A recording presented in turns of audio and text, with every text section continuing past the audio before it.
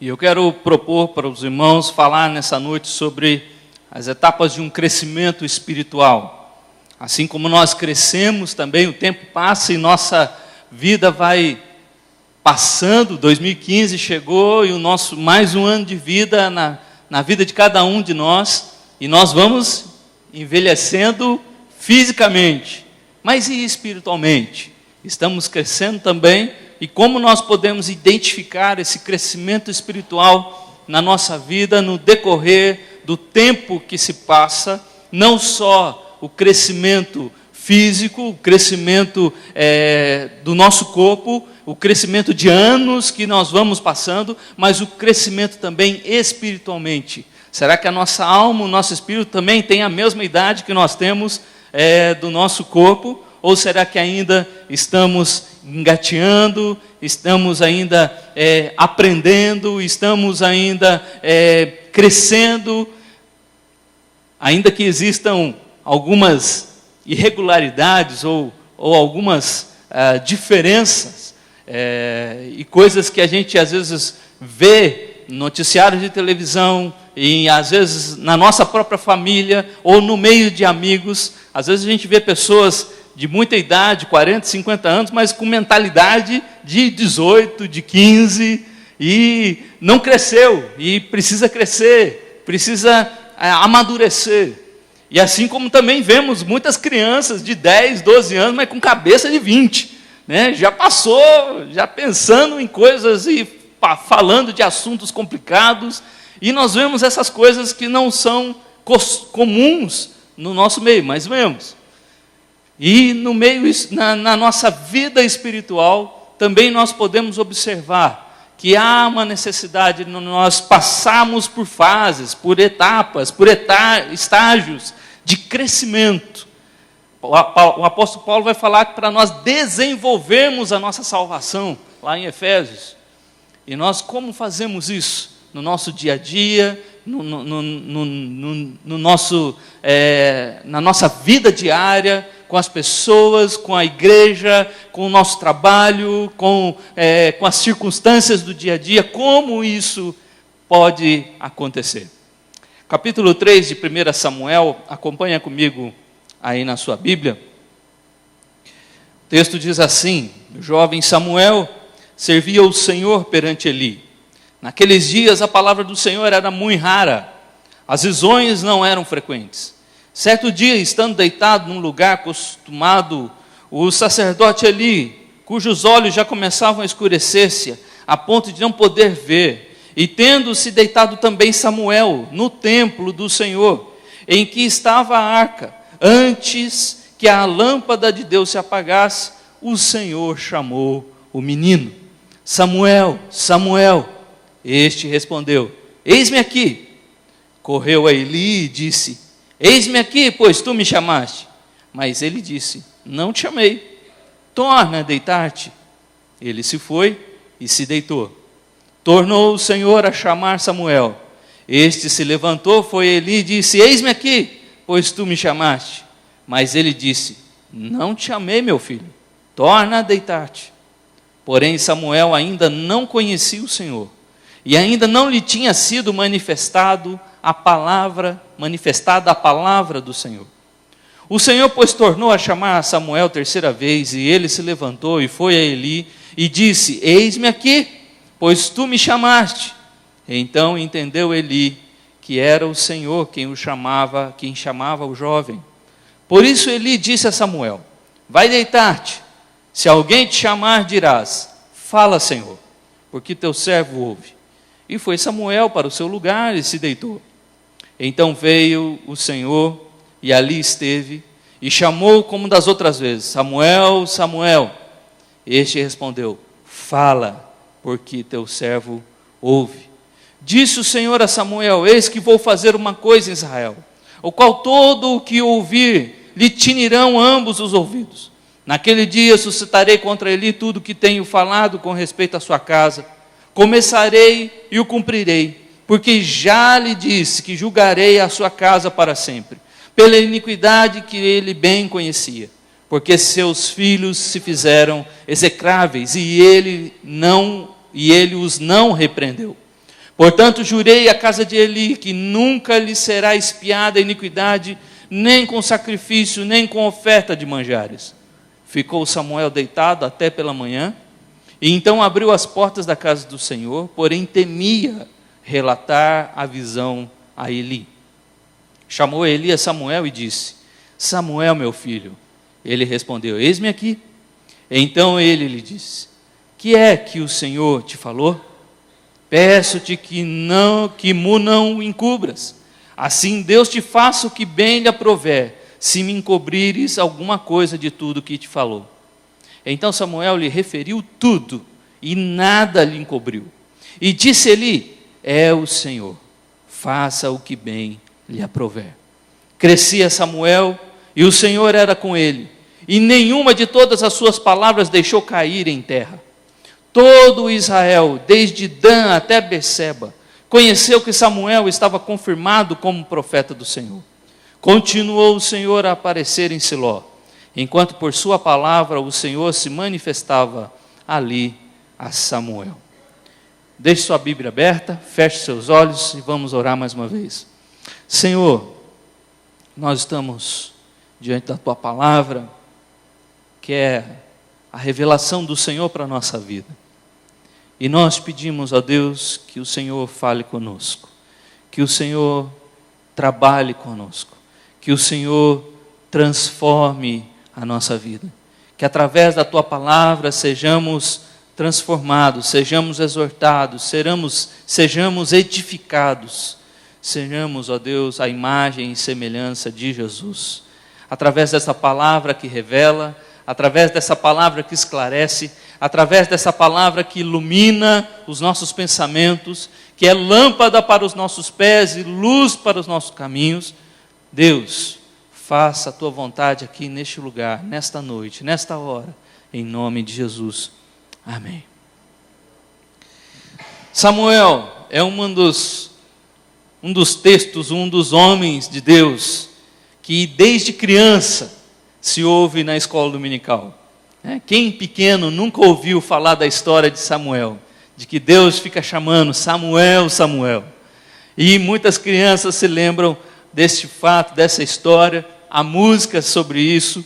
E esse menino veio a servir ao Senhor de uma maneira muito especial, de forma que o texto termina falando que ele foi tido em Israel como profeta escolhido de Deus. Talvez não mais do que Moisés, mas alguém que fez a diferença no meio do povo.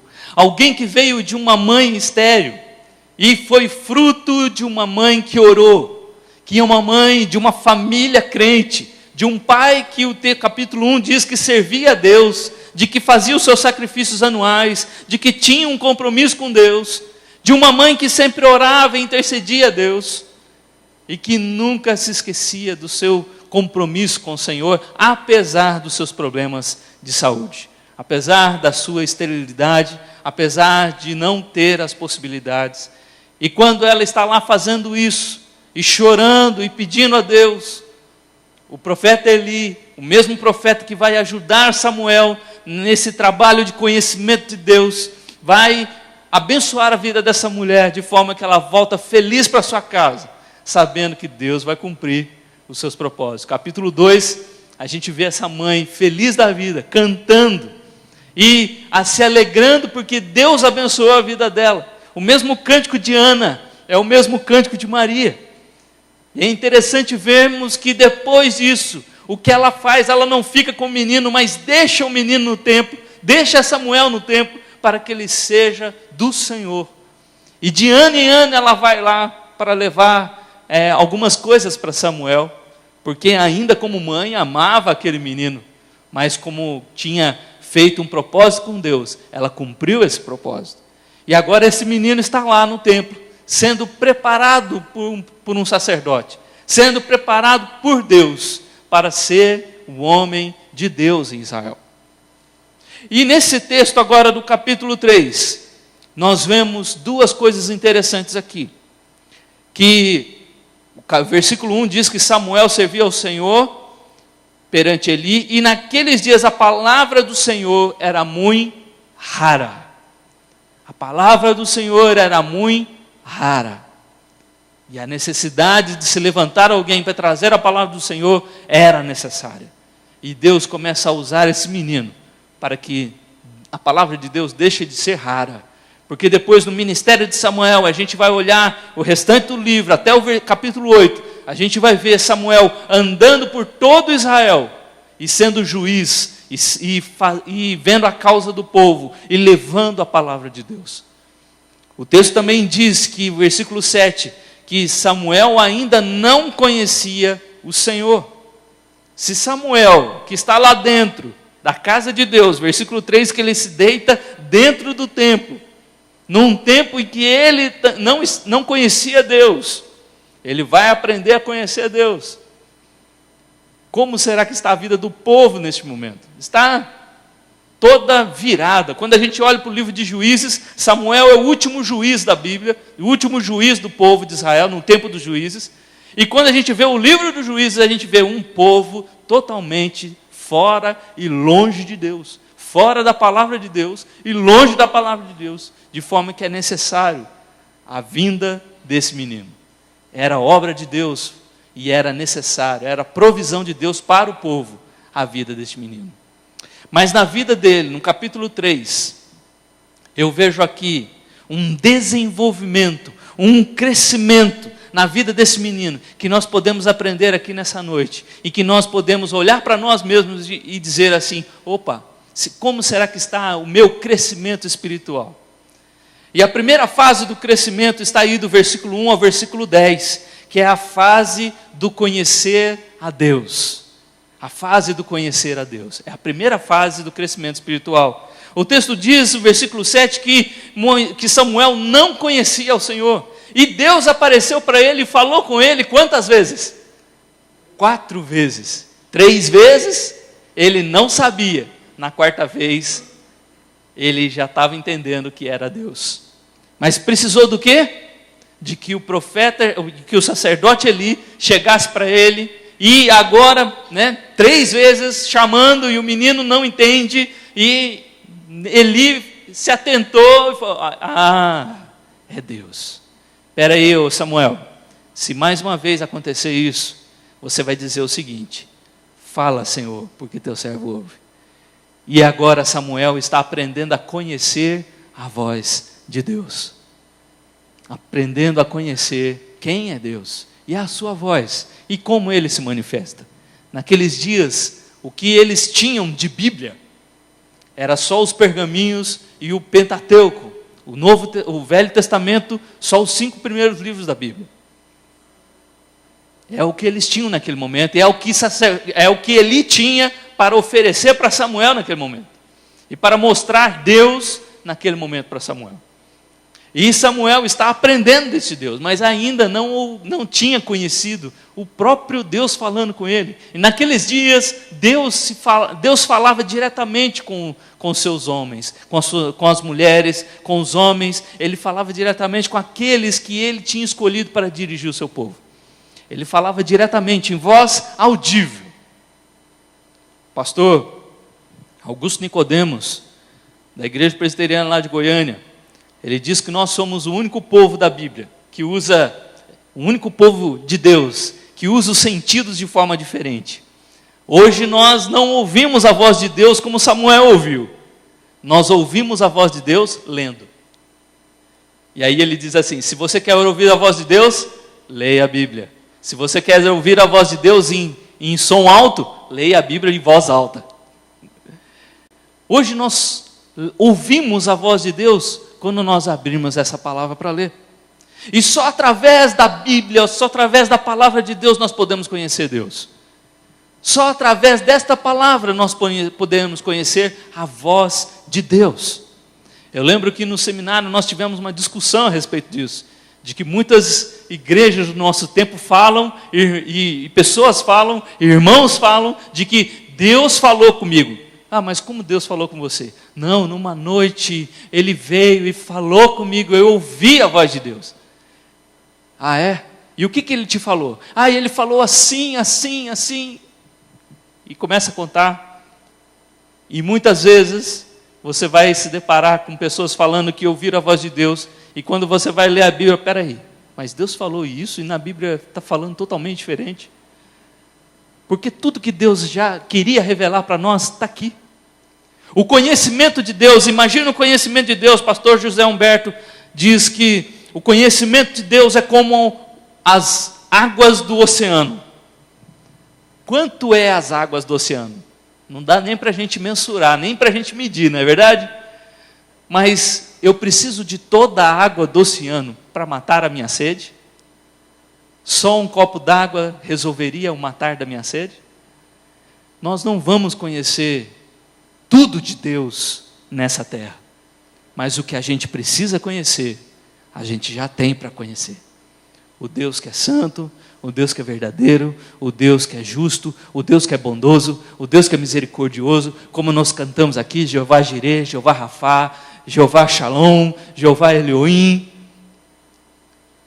As facetas de Deus, o caráter de Deus, a personalidade de Deus, tudo que nós precisamos saber de Deus, está aqui nesse livro, está na palavra de Deus, e nós precisamos conhecê-lo, e só o conhecimento vem da palavra de Deus. Mas do versículo 1 ao versículo 10 também tem uma outra questão, de que Samuel não conheceu a Deus sozinho, não foi porque ele sentou ali numa mesa e Eli colocou ali, olha, os pergaminhos estão ali, o Pentateuco, leia e descubra. Não, a palavra de Deus diz que depois da terceira vez, Eli orientou Samuel e falou para ele, olha, se de novo uma voz vier te chamar, procede dessa maneira. E o que isso nos ensina? De que Deus colocou no meio da igreja homens para isso. A palavra de Deus no capítulo 4 de Efésios diz que Deus constituiu apóstolos, profetas, evangelistas, pastores, mestres, com vistas ao quê? Aperfeiçoamento dos santos, da igreja. Profetas, apóstolos, evangelistas, pastores, mestres, foram dons dados à igreja, para que a igreja se desenvolva. E assim como Samuel foi orientado pelo sacerdote Eli, nós também dentro da igreja, temos pastores, temos presbíteros, temos diáconos, temos professores de escola dominical, para nos ensinar a conhecer Deus. Temos na igreja recursos dados por Deus, homens e mulheres que são usados por Deus para levar outros a conhecer Deus. A conhecer Deus. Primeira fase da vida cristã, da vida espiritual, do crescimento espiritual, é conhecer desse Deus. Os discípulos viveram com Jesus 3 anos. Jesus não chegou e falou tudo que tinha que falar e depois foi embora. Ele ensinou e ensinou através do fazer, como no Velho Testamento era a ideia do aprender. O lamad lá do hebraico é a ideia de alguém que faz para que o filho veja como se faz. Isso era aprender no Velho Testamento. E assim ele fez com os discípulos, ele mostrou como faz. E mostrou para os discípulos durante 3 anos, para que depois, quando ele fosse, os discípulos soubessem o que deveria ser feito. Mateus capítulo 10 mostra Jesus ainda com eles, e enviando eles de 2 em 2, para que eles fossem e fizessem a obra, falassem, curassem, e expelissem demônios. E eles fizeram e voltaram com júbilo para Jesus, e satisfeitos por tudo que aconteceu. E Jesus fala para eles, vocês estão satisfeitos com isso? Vocês ainda não viram nada, isso é só o começo, vocês ainda vão ver muitas coisas. E nós aprendemos, através desse texto, de que nós precisamos conhecer Deus. Começo de tudo é o conhecer a Deus. Atos capítulo 8 diz que o eunuco já estava lendo a Bíblia antes de Felipe chegar. Ele vinha até Jerusalém para adorar. E Felipe chega para ele e começa a explicar o livro de Isaías. E explicar do que se refere, explicar o texto. E depois que explica, parece que cai a ficha do eunuco e fala, que impede de eu ser batizado agora? Eu já sei, agora eu entendo o que está escrito nesse livro, e eu quero ser batizado. Nós precisamos conhecer Deus, e nós estamos aqui nessa noite, porque a primeira fase da nossa vida talvez esteja acontecendo, estamos conhecendo Deus. É uma fase que nunca vai passar, mas é uma fase que se inicia, e é uma fase que a gente vai levar para o resto da vida, porque conhecer a Deus nunca é demais. Nós nunca vamos chegar assim, já conheço o suficiente de Deus. Não. A gente sempre vai conhecer um pouco mais de Deus a cada dia. Amém? Conheça de Deus. Continue conhecendo de Deus. Procure conhecer o Deus que você serve, que você adora, que você louva, o Deus que te faz vir para esse lugar. Porque é Deus que opera no seu coração para você vir aqui. Conheça mais dele. Tenha intimidade com ele. Segunda fase do crescimento espiritual, do versículo 11 ao versículo 14. É a fase do receber a mensagem. Depois que eu conheço Deus, depois que eu entendo quem é Deus, agora eu vou receber de Deus uma mensagem. Versículo 11 a 14 diz que Deus começou a falar com Samuel e entregou a ele uma mensagem que ele tinha que falar para Eli. Ele tinha que dar essa mensagem para Eli. Ele tinha que transmitir essa mensagem para alguém. E ainda que fosse dura, ainda que fosse uma mensagem dura, Deus já havia falado com Eli a respeito da sua casa. Porém, agora Samuel recebe a mesma mensagem para transmitir para o sacerdote, para a sua casa, uma mensagem de Deus. Deus poderia muito bem falar com Eli. Eli era sacerdote. E Eli já tinha recebido a mensagem de Deus. Porém, Deus agora está usando Samuel para fazer isso. E para nos ensinar de que Ele tem uma mensagem, e entregou-nos uma mensagem, e entregou-nos essa mensagem.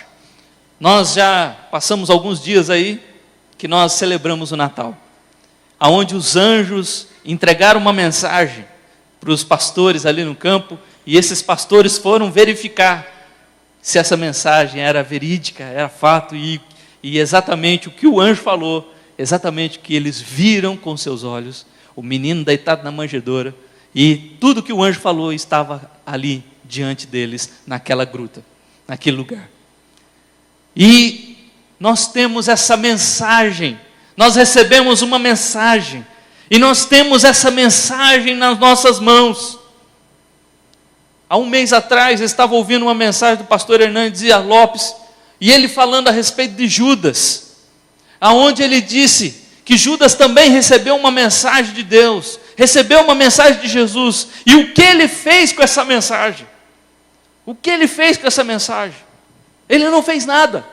Ele recebeu a mensagem de Deus, ele recebeu essa mensagem de boas novas, de boas notícias, mas não fez nada.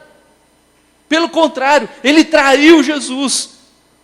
Ele foi usado para trair Jesus.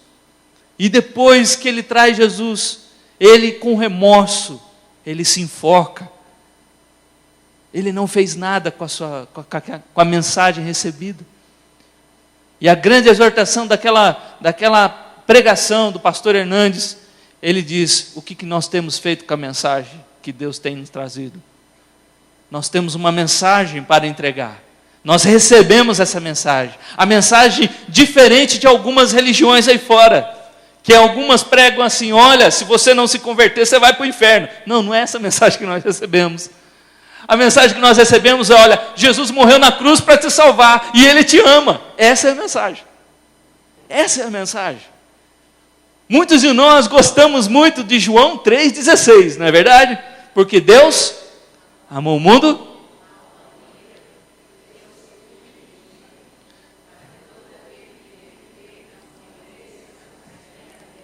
Amém. Nós gostamos muito dessa mensagem. E é uma mensagem maravilhosa, uma mensagem de amor que Deus deu para o mundo. Mas o texto diz que Samuel tinha que levar toda a mensagem. Toda a mensagem, não parte da mensagem. E João 3,16 é parte da mensagem. Você tem que ler todo o contexto ali. E eu quero chamar os irmãos para abrir a sua Bíblia. Deixa o dedinho aí em 1 Samuel 3, abre lá em João 3,16.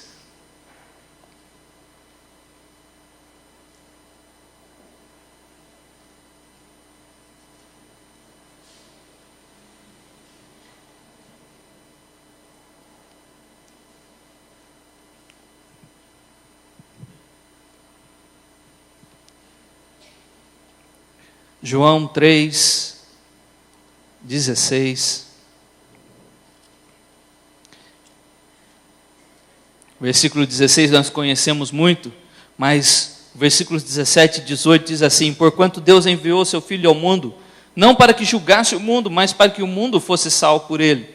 Quem crê nele não é julgado, o que não crê já está julgado, porquanto não crê no nome do unigênito Filho de Deus. Nós temos que levar a mensagem completa para as pessoas. Jesus nunca escondeu a mensagem completa para os discípulos. Tanto é que toda vez que ele falava que ia morrer, em uma dessas circunstâncias, quando ele disse que ia morrer, Pedro falou para ele assim: não, Jesus, o senhor não vai morrer não, eu não vou deixar. O que Jesus falou para ele? Arreda de mim, Satanás, você não cogita das coisas do céu, sai para lá. Falou para Pedro. Nós temos que levar a mensagem completa de que Jesus veio ao mundo, Jesus deixou a sua glória, Jesus deixou o céu, Jesus deixou o lado do Pai, para vir até nós, se humilhou, como Filipenses 2 nos ensina, se humilhou, morreu, e a mensagem completa é que ele não está crucificado na cruz, ele morreu, foi sepultado, mas ao terceiro dia, ressuscitou. Aí é a mensagem completa. Que ele ressuscitou, ele venceu a morte, de que o nosso Deus que nós servimos, que nós amamos, que nós cremos, é um Deus que está vivo, não é um Deus que está morto, é um Deus que está vivo, é um Deus que vive eternamente, é um Deus que ressuscitou dos mortos e que depois subiu aos céus, em Atos capítulo 1. Essa é a mensagem completa. Enquanto muitas religiões param ali, na morte, e até reverenciam o crucifixo, com o crucifixo, a cruz com o Cristo morto. Não, a mensagem não parou ali. A mensagem é: ele morreu, mas ao terceiro dia ressuscitou. Essa é a mensagem completa. Nós recebemos essa mensagem, e nós temos essa mensagem. Deus nos deu essa mensagem. Evangelho quer dizer boas notícias, boas novas. E nós temos essas boas notícias, a mensagem completa para dar às pessoas.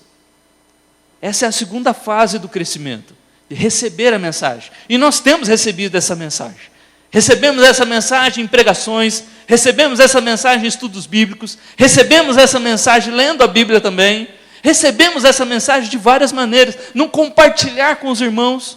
Recebemos essa mensagem quando nós estamos orando um com o irmão e vendo: nossa, Deus está fazendo isso na vida dele.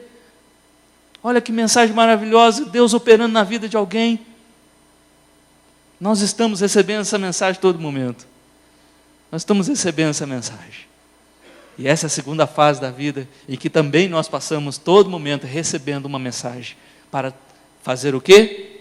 A terceira fase do crescimento, revelar a mensagem, que vai aí do versículo 15 ao versículo 18, aonde Samuel leva a mensagem que ele recebeu para Eli.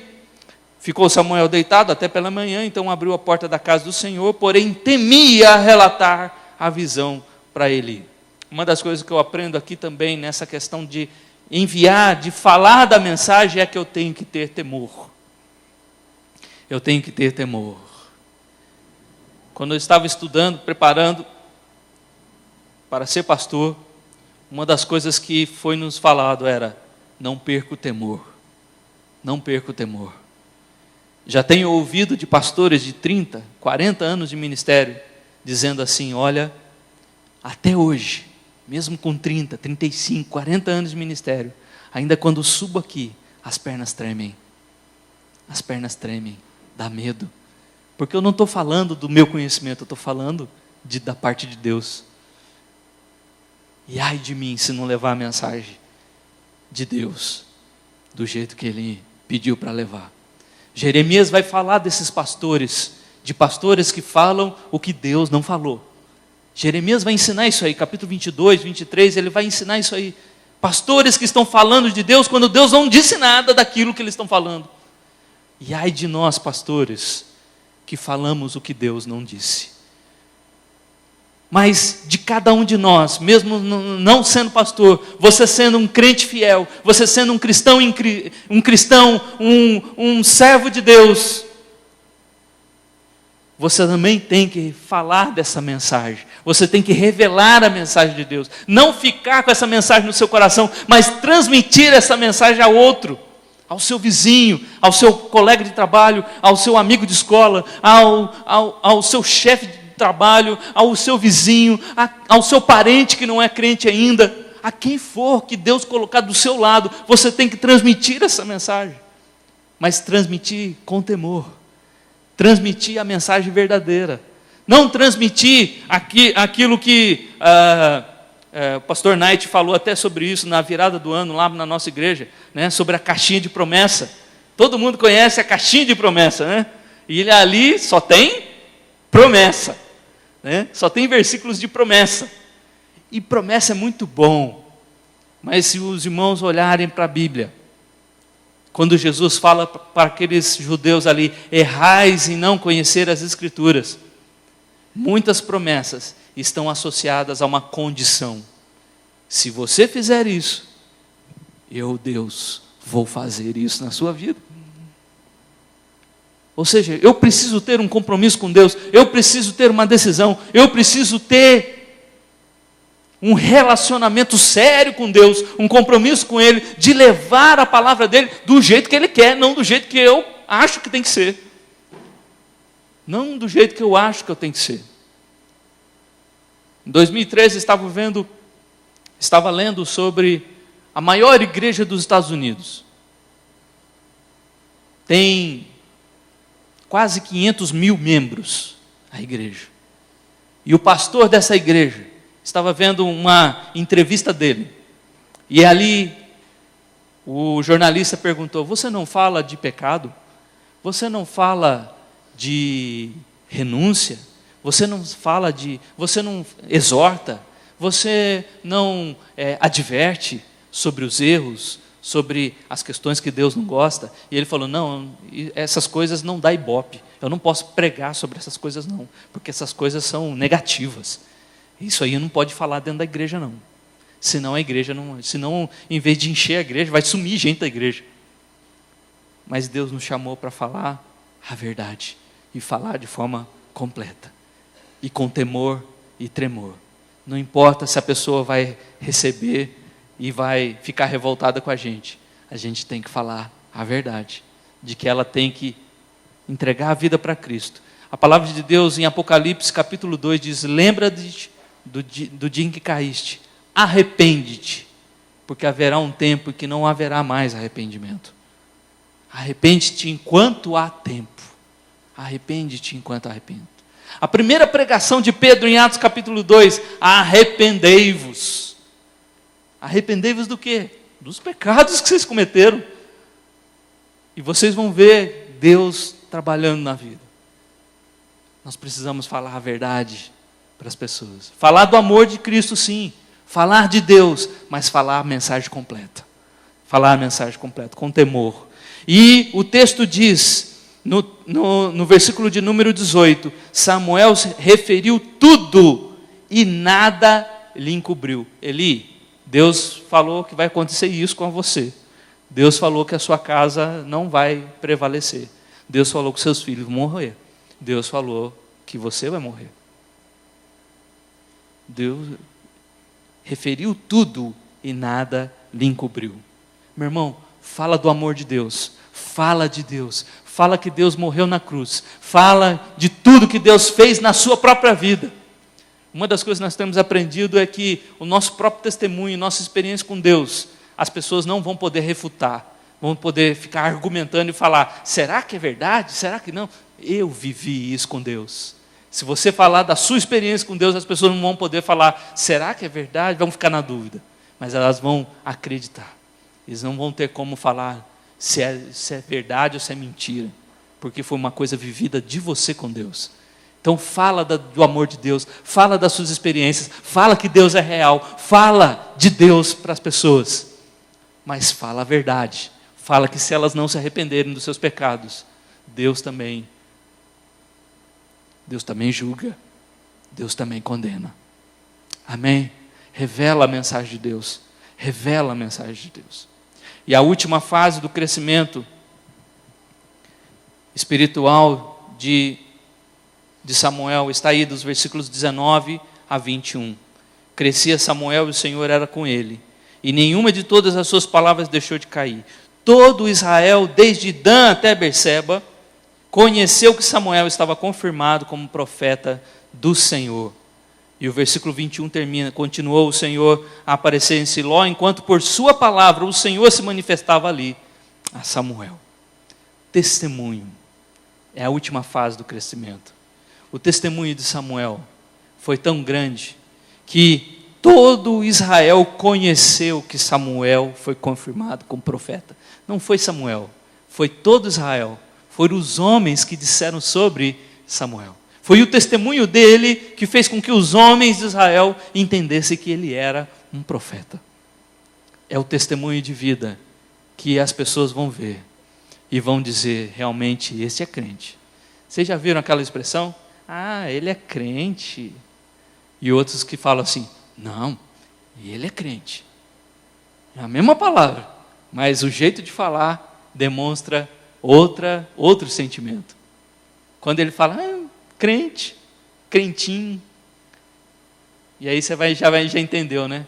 É aquele crente meia boca, né? Vai na igreja, mas na segunda-feira de manhã está fazendo tudo de errado. Está fazendo coisas que não deveria fazer. Mas aquela expressão: não, esse é crente. É a expressão lá daquela mulher, né, que quando vê ele passando, fala: aí vai um homem de Deus. E o que as pessoas estão falando a nosso respeito? Aí vai uma mulher de Deus, aí vai um jovem de Deus, aí vai um homem de Deus, aí vai alguém que realmente leva a sério Deus. É o testemunho de vida que as pessoas vão dizer a nosso respeito. A palavra de Deus, no livro de Mateus, capítulo 5, versículo 16, diz: assim brilha a vossa luz diante dos homens, para que vejam a vossa luz e glorifiquem ao vosso Pai que está no céu. Quem glorifique? Eles. Mas eles vão glorificar a luz que eles vão ver em nós. Em nós. João capítulo 4, quando Jesus está com a mulher samaritana, depois que ele tem aquele encontro com ela, e depois que tem aquelas várias facetas de Jesus ali para aquela mulher, no final, quando os discípulos chegam, e a mulher deixa o seu cântaro e vai falar com as pessoas da sua cidade, o texto lá do capítulo 4 termina assim: olha, já não é mais porque essa mulher falou. Quando aqueles homens da cidade chegam, de Samaria, chegam até Jesus, falam: verdadeiramente o que ela falou é verdade, Jesus é o Salvador. Mas não é mais pelo que ela falou, é pelo que nós estamos vendo agora. Essa mulher levou aquela cidade inteira para conhecer Jesus. Ela conheceu Jesus profundamente e levou uma cidade inteira para conhecer Jesus. O testemunho dela foi mudado. Uma mulher que tinha 5 maridos, e nem era, né, o quinto nem era dela, o texto diz. Jesus revelou isso para ela. Uma mulher que com um testemunho totalmente ruim, né? Mas vai dar um testemunho, fala do que ela teve, do encontro dela com Deus, e ela transforma uma cidade inteira. Meu irmão, o testemunho de nós vale muito. Vale muito. E para terminar, eu quero deixar essa pergunta para os irmãos pensarem. Em que fase, em que estágio está o seu crescimento espiritual? Em que fase está? Você está conhecendo Deus ainda? Você está recebendo a mensagem de Deus? Você está revelando a mensagem de Deus? Você está testemunhando Deus? Em que fase, em que estágio desse crescimento você está nesse momento? E o que você precisa para continuar a crescer em Deus? Que Deus te abençoe, meu irmão, e que você cresça, que você se desenvolva, e que você seja um crente abençoado por Deus nesse 2015. que você possa dar muitos frutos para Deus. E que você, ao olhar agora esses bancos vazios, você pode, olha, eu vou assumir um compromisso de colocar aqui algumas almas, porque Deus espera de mim isso. Amém? Cresça, irmão, cresça e desenvolva. Não para você mesmo, mas para a glória de Deus.